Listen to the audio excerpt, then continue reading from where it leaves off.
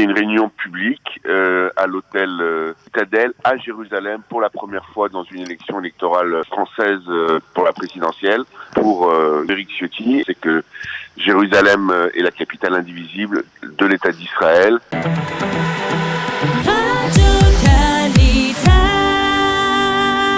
Nous avons le plaisir d'être en ligne avec Meir Habib, député de la 8e circonscription des Français de l'étranger, député UDI. Merci Meir. Boker Tov, merci d'être avec nous ce matin.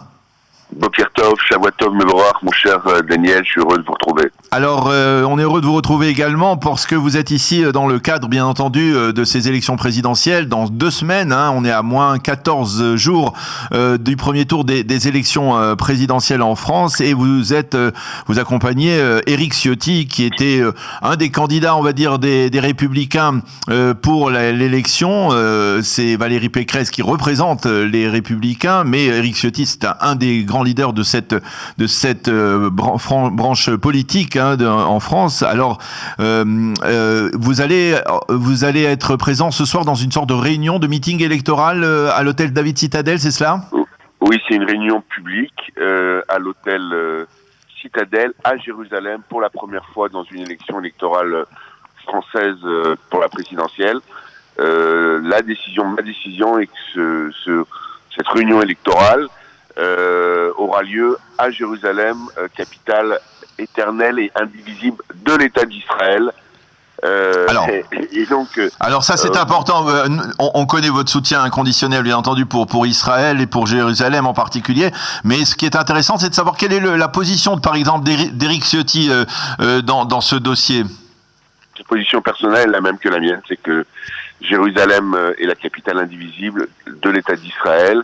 Il est je crois qu'il a dit dans la primaire, même le transfert de l'ambassade à Jérusalem, c'est le seul des 4 candidats ou des 5 candidats qui dit. C'est pas la position, pour être tout à fait clair, de Valérie Pécresse, qui est plutôt proche de celle d'Emmanuel Macron et qui a dit sur vos collègues de Radio J qu'elle était pour une capitale pour que Jérusalem soit la capitale éternelle du peuple juif, mais plutôt pour une solution avec Jérusalem capitale de 2 États, comme l'avait à l'époque proposé Nicolas Sarkozy. Ce n'est pas ma position, ce n'est pas celle de Éric Ciotti, et que ce soit bien clair. Et c'est pour ça que ce soir nous avons décidé, mais la candidate le sait parfaitement et tout à fait bien. D'ailleurs, je ne suis pas sûr que nous n'arriverons pas, si elle devait être élue, même si jamais les sondages ne le prédisent pas pour l'instant, à la faire changer d'avis sur cette question, oui. Parce que c'est une fille ouverte, de talent et qui écoute.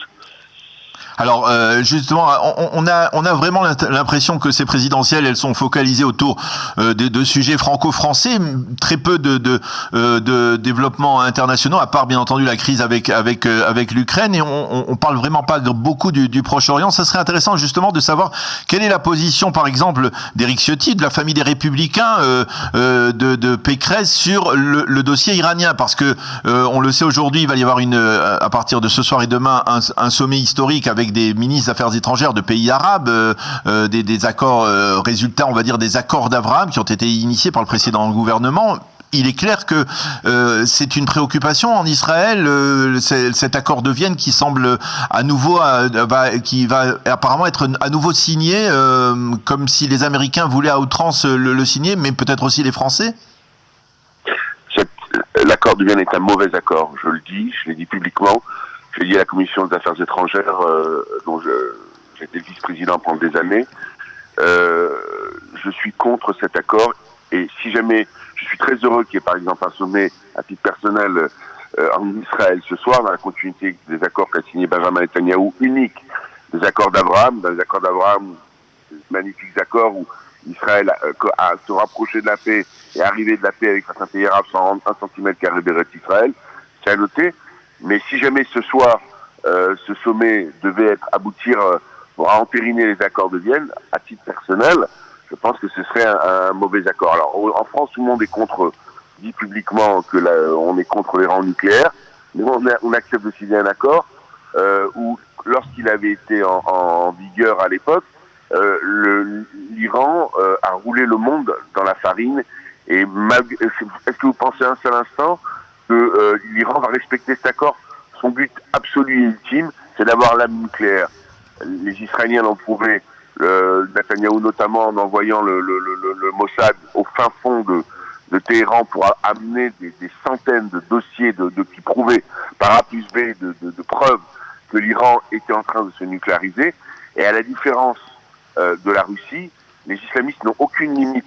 Et s'ils ont l'arme nucléaire, ils s'en serviront, mais pas seulement contre Israël, y compris contre la France. C'est pour ça qu'il faut avoir une immense prudence par rapport à la signature de cet accord qui, moi, à titre personnel, ne me réjouit pas globalement. J'invite ce soir, d'ailleurs, les participants, il y aura des questions après à interroger Éric Ciotti là-dessus. Mais Éric Ciotti et moi avons des positions extrêmement similaires. Une fois, en politique, on n'a jamais été d'accord sur tout. On est plus proche d'un candidat. Moi, je suis fidèle à ma famille politique et à la droite républicaine parce que je me résous pas à un second tour de ces élections. Emmanuel Macron, qui manifestement est au deuxième cours, comme Marine Le Pen, ou contre Éric Zemmour. A priori, on parle plus aujourd'hui de Marine Le Pen. Je pense que la France mérite mieux. Et c'est pour ça que aujourd'hui, je vous invite tous les auditeurs, même si a priori on est complet, mais on aura toujours quelques places. En tout cas, les gens à s'inscrire pour venir le cas échéant ce soir au David Citadel à 8h moins quart pour écouter justement la contradiction sur des questions qui sont très chères aux Français d'Israël. Est-ce que les paroles rassurantes du président de la République la semaine dernière à Toulouse sont celles qu'on doit retenir, ou plutôt celles de Jean-Yves Le Drian qui a parlé d'État d'Israël avec un risque d'État apartheid? C'est la triste réalité.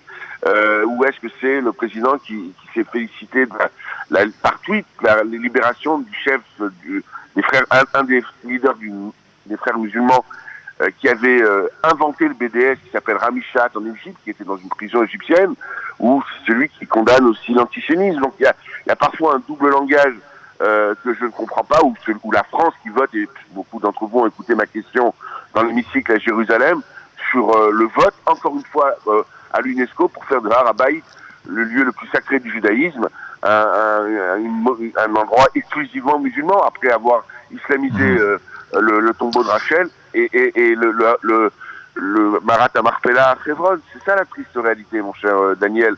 C'est aujourd'hui, moi je vois les actes, pas les paroles. Bien sûr qu'il y a des paroles très rassurantes, que j'étais à Toulouse avec le président de la République, et c'est un acte qui est positif, dont je me suis réjoui bien évidemment, mais il y a parfois un double discours.